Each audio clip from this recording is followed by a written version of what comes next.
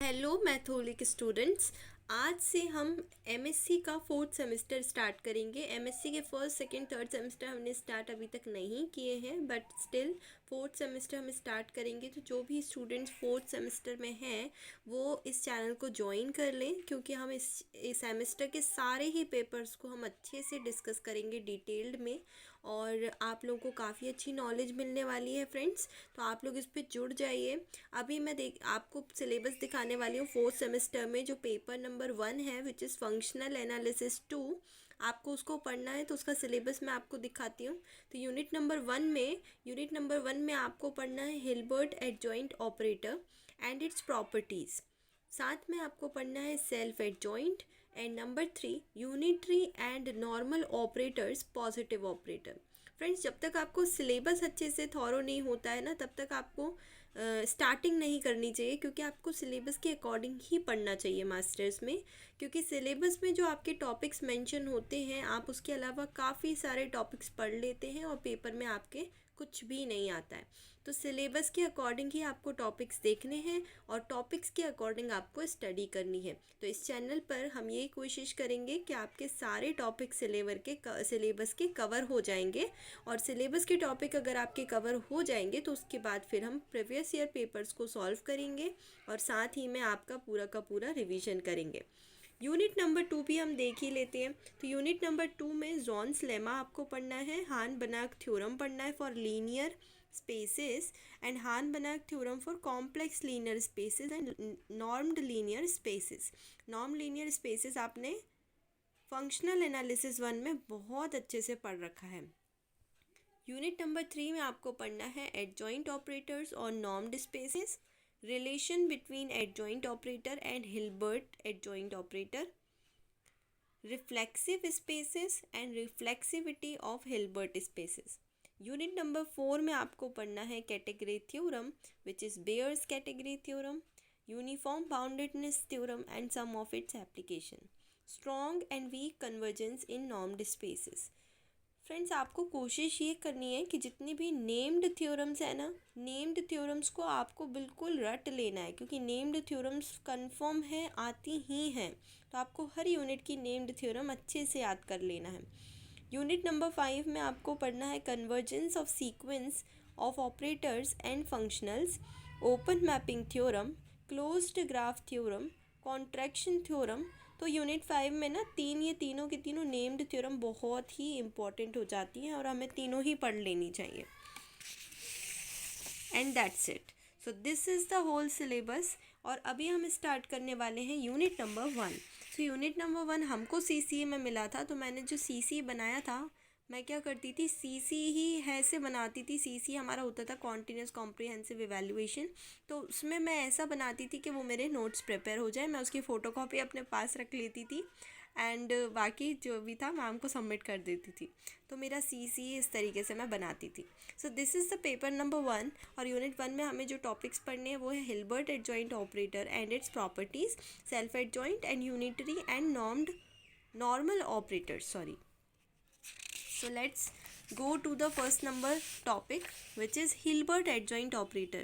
तो फ्रेंड्स, हमको Hilbert adjoint operator अगर पढ़ना है तो हम सबसे पहले उसकी डेफिनेशन याद करेंगे, क्योंकि जब भी आपको आंसर लिखना होता है या किसी को एक्सप्लेन करना होता है तो आपको डेफिनेशन के थ्रू ही एक्सप्लेन करना चाहिए। सो डेफिनेशन इसकी क्या है? डेफिनेशन इसकी कहती है कोई मैपिंग है H1 से H2 तक की, और वो मैपिंग आपकी बाउंडेड लीनियर ऑपरेटर होनी चाहिए। बाउंडेड लीनियर ऑपरेटर की डेफिनेशन अगर आपको याद नहीं आ रही है तो हम उसको भी देख लेंगे, जहाँ पे H1 और H2 आपके हिल्बर्ट स्पेसेस कहलाएंगे। ओके। एंड T जो है वो आपका क्या होगा? मैपिंग होगा, यानी कि ट्रांसफॉर्मेशन होगा।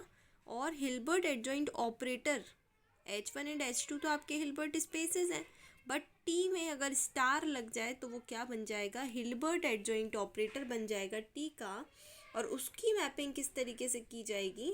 T star maps from H2 to H1, और T की मैपिंग कैसी थी? H1 से H2 की थी। सच दैट जो कंडीशंस होंगी वो ऐसी होंगी कि X बिलोंग करना चाहिए H1 में एंड Y बिलोंग करना चाहिए H2 में। और आपका अगर हम इसको इनर प्रोडक्ट स्पेसेस के फॉर्म में लिखें, ये जो ट्राइंगल के शेप में ब्रैकेट्स बने हुए हैं इनको हम इनर प्रोडक्ट स्पेसेस कहते हैं।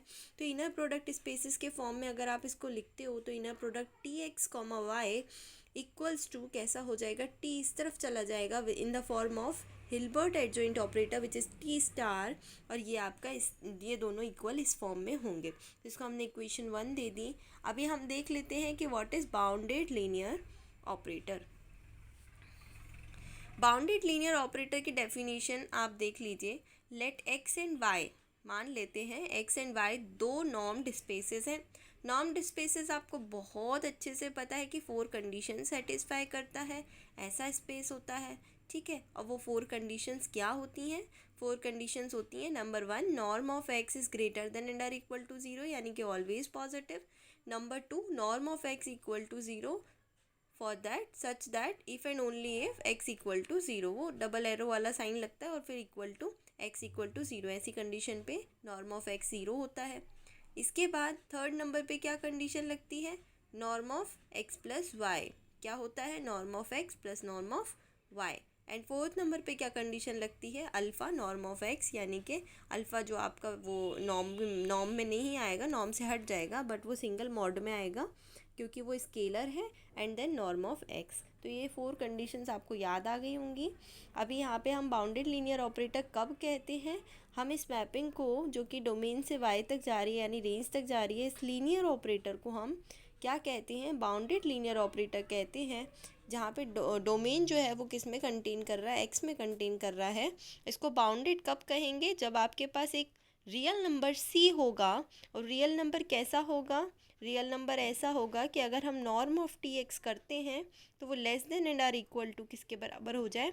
सी ऑफ नॉर्म ऑफ एक्स, यानी कि सी टाइप का कोई रियल नंबर ऐसा आ जाए जो इस कंडीशन को सेटिस्फाई कर दे, तब आप इसको क्या कहते हो? बाउंडेड लीनियर ऑपरेटर कहते हो। ऐसे लीनियर ऑपरेटर को आप बाउंडेड कहते हो because it is bounded by some C which is a real number, ठीक है। आप लोगों को बाउंडेड लीनियर ऑपरेटर समझ में आ गया होगा। अब बाउंडेड लीनियर ऑपरेटर समझने के लिए आपको लीनियर ऑपरेटर की ज़रूरत है। तो लीनियर ऑपरेटर क्या होता है? फ्रेंड्स, जब मैं स्टडी करती थी ना तो मैं चीज़ों को कनेक्ट करती थी। जैसे कि आपको हिल्बर्ट एडजॉइंट ऑपरेटर पढ़ना था, तो हिल्बर्ट एडजॉइंट ऑपरेटर जब हमने डेफिनेशन देखी तो उसमें हमें एक वर्ड दिखा बाउंडेड लीनियर ऑपरेटर। अगर हमें उसका मतलब नहीं पता है तो आप उसके जस्ट बगल में या नीचे लिख लीजिए, क्योंकि जब तक आपको वही नहीं पता होगा तो आप उसको कैसे समझोगे, राइट। तो बाउंडेड लीनियर ऑपरेटर की फिर हमने डेफिनेशन पढ़ी। अब उसमें हमें समझ में आया कि यहाँ पे कोई लीनियर ऑपरेटर करके है तो हमें उसको भी समझना है, राइट। और डोमेन और रेंज तो आपको पता ही है, अगर यहाँ से इधर इधर की वैल्यू इधर जा रही है तो फिर डोमेन से वैल्यू कहाँ जा रही है? रेंज में जा रही है, ऐसा होता है, ठीक है। डोमेन हम एक्स में आता है और रेंज हमेशा वाई में आती है, ऐसे इसको डोमेन कहते हैं, इसको रेंज कहते हैं, ठीक है। तो अब लीनियर ऑपरेटर को समझ लेते हैं। लीनियर ऑपरेटर की क्या डेफिनेशन होती है? लीनियर ऑपरेटर एक ऐसा ऑपरेटर होता है, अब ऑपरेटर तो आपको पता है कोई भी ऑपरेशन जिससे होता है, ठीक है। तो एक ऐसा ऑपरेटर होता है सच दैट कि नंबर 1 जो डोमेन है, domain is denoted by D of T. T का जो डोमेन है वो क्या हो? वेक्टर स्पेस हो। एंड द रेंज जो है, the domain D of T is a vector space. And the range जो है आर ऑफ टी वो क्या हो? Lies in a vector space over the same field. Domain जो है वो वेक्टर स्पेस होना चाहिए और रेंज जो है वो वेक्टर स्पेस में लाई करना चाहिए सेम फील्ड पे। So this is the number 1 condition. Number 2, for all X and Y belong करना चाहिए डोमेन में, और जो स्केलर्स हैं alpha will behave like this 2 conditions. Two T of X plus Y क्या होना चाहिए? T X plus T Y होना चाहिए। टी ऑफ अल्फ़ा एक्स क्या होना चाहिए? अल्फ़ा टी एक्स होना चाहिए। ये 2 कंडीशन सेटिस्फाई करना चाहिए, ठीक है। तब जाके आप क्या बोलते हो इसको? इस टाइप के ऑपरेटर्स को आप बोलते हो लीनियर ऑपरेटर। अभी हम पढ़ेंगे हिल्बर्ट स्पेस। हिल्बर्ट स्पेस क्या होता है? क्योंकि हिल्बर्ट एडजॉइंट ऑपरेटर, अभी हमने क्या देखा था? अभी we have seen Hilbert adjoint operator, जिसकी डेफिनेशन में हिल्बर्ट स्पेसेस आ रहे थे। तो हिल्बर्ट स्पेसेस को भी हम डिस्कस कर ही लेते हैं। तो what is Hilbert spaces? A vector space that has a natural inner product ऐसा वेक्टर स्पेस जिसके पास इनर प्रोडक्ट नेचुरली हो या फिर डॉट प्रोडक्ट हो, जो कि हमें क्या प्रोवाइड करता है, जो कि हमें प्रोवाइड करता है डिस्टेंस फंक्शन। तो डिस्टेंस फंक्शन जो वेक्टर स्पेस हमको नेचुरली प्रोवाइड कर रहा है इन the form of inner product और डॉट प्रोडक्ट, ऐसा आपका वेक्टर स्पेस क्या होता है, हिल्बर्ट स्पेस होता है। ओके, अब हम देख लेते हैं इनर प्रोडक्ट स्पेस क्या होता है। फ्रेंड्स, आप यहाँ से पढ़ोगे ना, आपको हर चीज़ कनेक्टेड मिलेगी, तो इसीलिए चैनल को सब्सक्राइब करिए और अपने फ्रेंड्स को भी शेयर कर दीजिए। इनर प्रोडक्ट क्या होता है, तो इनर प्रोडक्ट होता है ऐसा वेक्टर स्पेस होता है जिसके साथ इनर प्रोडक्ट x के साथ डिफाइन किया गया है। An inner product space is a vector space x with an inner product defined on x। An inner product on x defines a norm on x given by, ऐसा norm of x। इसको inner productive form में अगर आपको लिखना है तो इसको आप कैसे लिख सकते हो, root of x comma x and metric on x, metric यानी कि डिस्टेंस ही होता है और मीट्रिक स्पेस आपने पढ़ा ही है। मीट्रिक ऑन x यानी कि मीट्रिक होता है given by D of X Y. इस फॉर्म में हम मीट्रिक स्पेस को डिनोट करते थे और इसको हम किस तरीके से लिख सकते हैं, norm of x minus y और root x minus y comma x minus y. अब इनर प्रोडक्ट स्पेस जब हम पढ़ते हैं तो उसके लिए हमें 4 कंडीशंस पढ़नी होती हैं।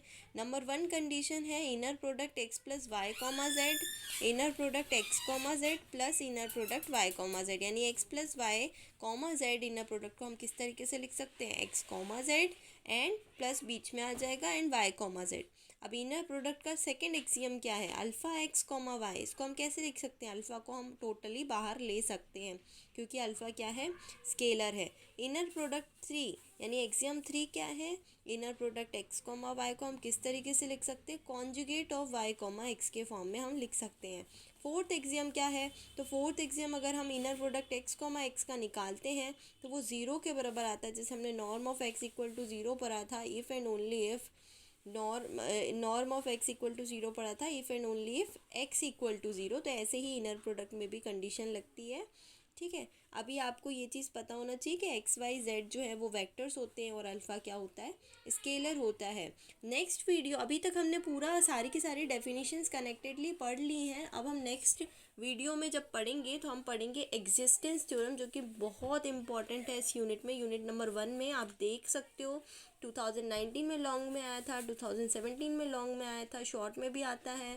तो आप इस थ्योरम का वेट करिए, इस थ्योरम को मैं नेक्स्ट वीडियो में लेके आऊँगी। जब तक कि अभी मैंने डेफिनेशंस आपको जो सिखाई हुई है ना, आप उनको रट लो अच्छे से। इंग्लिश मीडियम हो तो आपको हेल्प मिल जाएगी मेरे नोट से, अगर हिंदी मीडियम है तो आपको थोड़ा सा ढूंढना पड़ेगा डेफिनेशंस, बट आप तरीका यही है आपके पास। एमएससी में तो खैर कोई हिंदी मीडियम लगता नहीं है, तो इंग्लिश में ही आपको आंसर्स लिखने होंगे, तो आपको बहुत अच्छा मटेरियल मिल जाएगा मेरे नोट से। फ्रेंड्स, बहुत अच्छे से आपको मैं हर चीज़ एक समझाने वाली हूँ, बस मेरे चैनल पे अच्छे अच्छे सब्सक्राइबर्स कर दो और लाइक्स ज़रूर करिएगा वीडियो को। Thank you for watching this video and we will do this theorem in the next class.